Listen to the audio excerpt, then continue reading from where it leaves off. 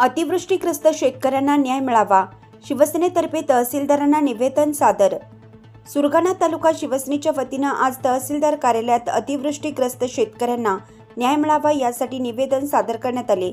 तालुका प्रमुख मोहनराव नरसू गांगुर्डे यांच्या नेतृत्वाखाली शिष्टमंडळाने हे निवेदन तहसीलदारांना दिलं होतं।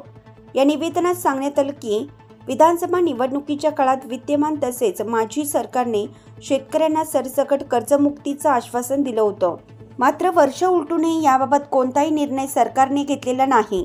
त्यामुळे राज्यातील शेतकरी सततच्या नैसर्गिक आपत्ती, अवकाळी पाऊस, गारपीट तसेच वाढत्या उत्पादन खर्चामुळे आर्थिक संकटात सापडले आहेत।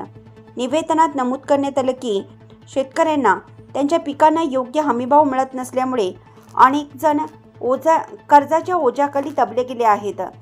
काही शेतकरी आत्महत्येचा मार्गही स्वीकारत आहेत। ही बाब अत्यंत गंभीर असल्याचे शिवसेनेने नमूद केलं। शेतकऱ्यांना दिलासा मिळावा यासाठी शिवसेनेने खालील प्रमुख मागण्या सरकारकडे मांडल्या। अतिवृष्टीमुळे झालेल्या पीक नुकसानीसाठी प्रति हेक्टर 50,000 रुपये इतकी मदत त्वरित जाहीर करावी। नैसर्गिक आपत्तीमुळे नुकसान झालेल्या सर्व शेतकऱ्यांना कर्जमुक्ती देण्यात यावी। पीक विमा योजनेतील कठीण निकष शिथिल करून पंचनाम्यातील शेतकऱ्यांच्या खात्यात विमा रक्कम जमा करावी।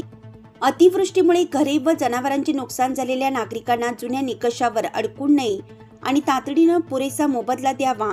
या निवेदनावर मोहनराव नरसू गांगुर्डे, तालुका प्रमुख शिवसेना उभाटा कृष्ण किसान चौधरी, उपजिल्हा प्रमुख पुंडलिक महादू गांगुर्डे, उपतालुका प्रमुख देवीदास काशीराम वर्ड, गटप्रमुख अर्जुन गोविंद शिंदे, युवा सेना तालुका प्रमुख तसेच राजू धुळे, सुरेश गांगुर्डे, सुरेश पिठे, नारायण पवार, लक्ष्मण भोये, गुलाब गांगुर्डे, एकनाथ गवडी, भूषण पगारे व बाळा अलबाड यांच्या सह्या आहेत।